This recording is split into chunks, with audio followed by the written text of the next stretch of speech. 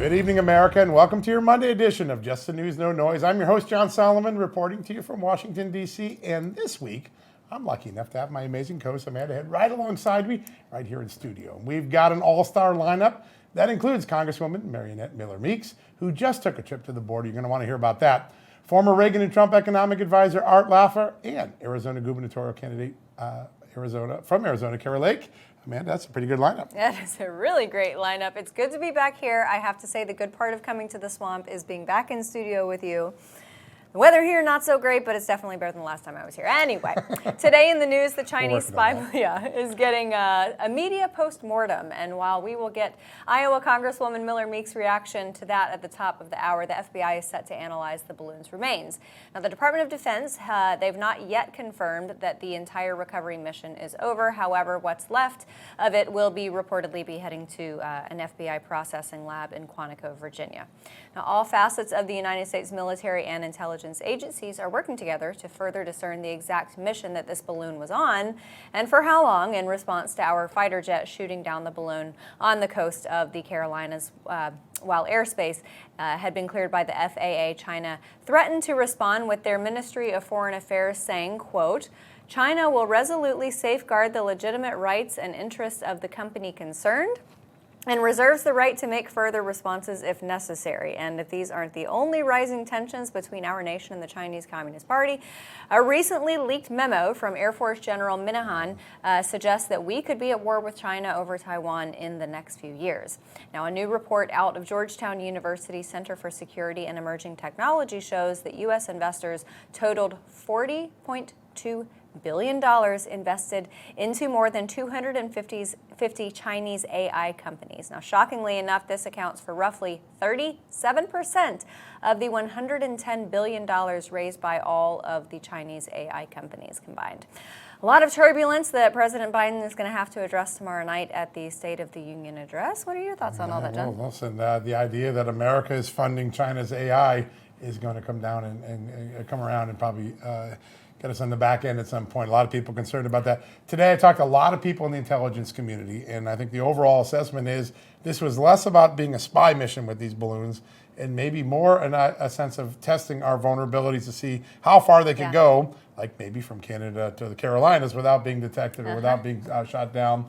It's going to be interesting to see where folks are. And I know we're going to ask the Congresswoman in a second, but a lot of great stuff. Also, because she's here tonight, we want to keep our focus on that border, that fentanyl crisis. There were over 1 million pills seized over a 2-day period at the border late last month. That's a new figure came out over the weekend. Fentanyl is a massive crisis, and so few people in the media are talking about it. But that isn't a problem with our first guest, Congresswoman Miller-Meeks from the great state of Iowa. She just came back from San Diego, got to see really one of the ground zeros of the fentanyl fight, and she's joining us right now. Congresswoman, great to have you on the show. It's great to be with you, John and Amanda. Thank you so much for having me on. And most importantly, thank you so much for bringing attention to what is truly an epidemic in this country, and that is fentanyl and drug overdoses. Oh, it's so amazing what's going on, and we got to keep that focus here. I want to take one moment just to get your reaction, because we're all still absorbing the news of watching that balloon being shot down. Has Congress gotten any visibility, any straight answers from the Biden administration about what this may have been and what the next steps are? We haven't gotten any briefings from either the Department of Defense, the Pentagon, or the White House. It is something that I've heard interest in getting, a classified briefing on this. So we don't know what, particles have been removed. And I think, your point is the same one that I had, and that is the Chinese Communist Party, testing our vulnerabilities, testing our willingness to engage. As you know, we have seen the Chinese Communist Party become increasingly provocative and aggressive, especially after Russia invaded Ukraine. So we've seen them increase their incursions into the South China Seas. We've seen them launch hypersonic missiles. We've seen them have increased, air traffic over Taiwan. And then now this balloon that traversed the entire country and over some very sensitive military sites as well. So it's extremely problematic. My personal belief was after we got some, information or idea, was there a way to deflate the balloon so that we could capture whatever they were surveilling and gain information in that way? But as it was, the balloon was finally brought down, and I think brought down because the public had brought so much attention to the fact that there was a Chinese Communist Party spy balloon, coursing over our country. Yes, and Congresswoman, President Biden seems to be taking a little bit of cover thanks to the Pentagon saying, oh, well, I wanted to shoot it down sooner. And it kind of reminds me, I heard someone make the analogy of someone who's like, hold me back from a fight, but they never intended to do anything to begin with. If this was a test to see, as John was citing, how soon we would respond, if we would respond, do you think that President Biden performed on par with what they expected?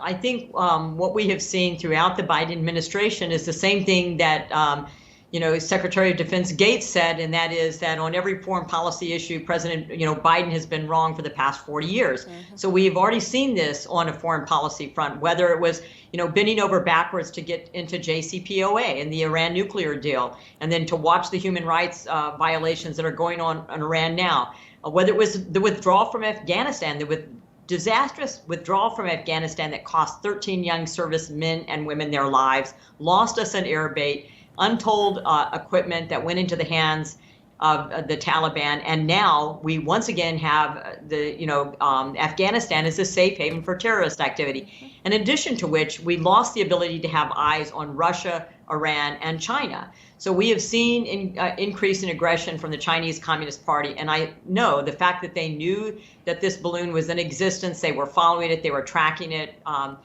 for several days to a week before, public notice, and at which point in time something could have been done about it. I think they once again show that we're weak, and when we are weak, that generates aggression overseas, especially with the Chinese Communist Party and especially with Russia.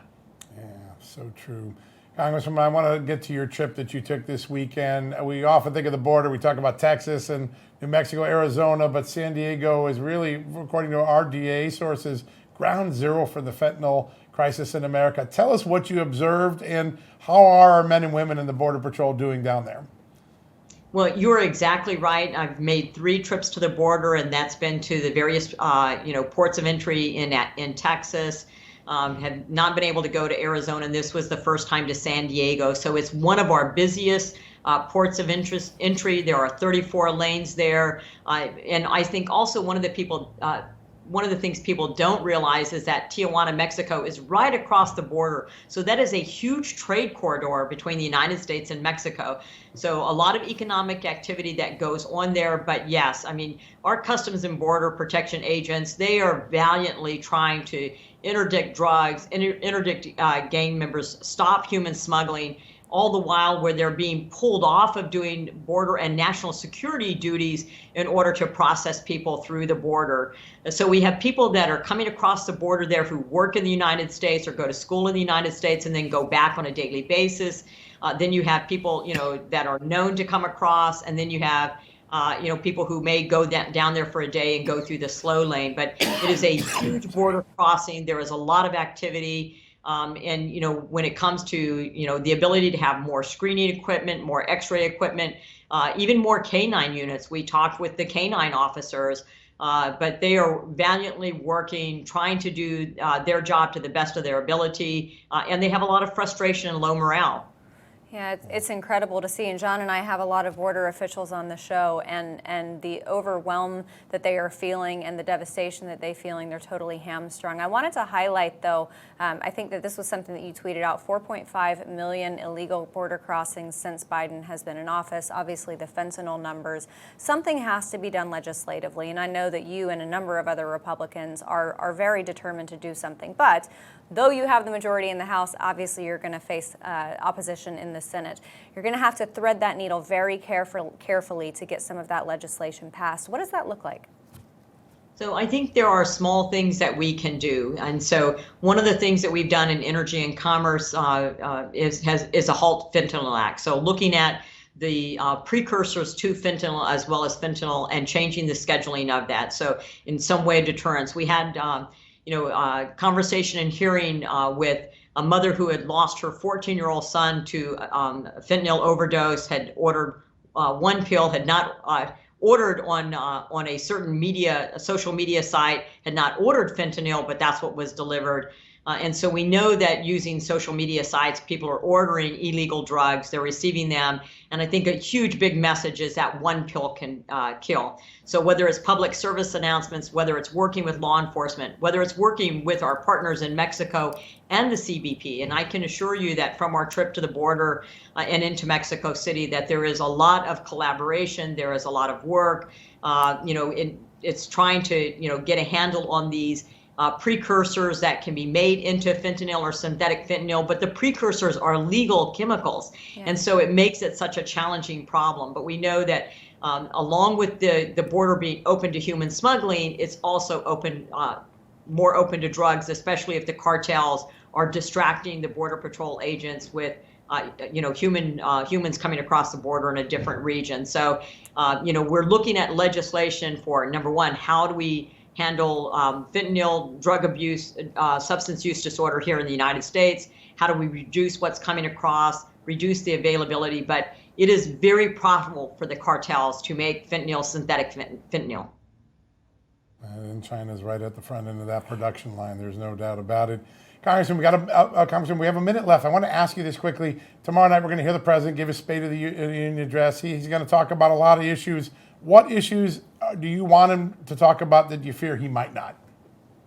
I'd like him to talk about domestic energy production to reduce the cost of inflation. I would like to hear him talk about national security. And after what I think are huge failures in this administration to keep us safe, what is he going to do to keep us safe? What's he going to do about the increasing aggression of the Chinese Communist Party? And then you want to know, what is he going to do about the fentanyl crisis? We know that they don't want to, have the Customs and Border Protection slow down illegal immigration. We have many pull factors bringing people in the United States. But what is he going to do about the fentanyl crisis and the fentanyl crisis as it relates to the border? We haven't heard any of that to this point in time. So I think those are three huge, big issues to talk about. In addition to which, ending the public health emergency. I would like to hear him say he's going to end the COVID-19 public health emergency now. Yeah. A lot of people waiting to hear that one for sure. Those are all really important questions. Congresswoman, it's always an honor to have you on the show. We always get a lot of great information. Thanks for that update, particularly from the border. Thank you so much, and you all have a great evening. You as well. Great to have you on. All right, folks, don't go anywhere. When we come back, former President Ronald Reagan's economic advisor, Art Laffer's here. He's always a blast. We're going to talk about the jobs reports, the economy, and so much more right after this.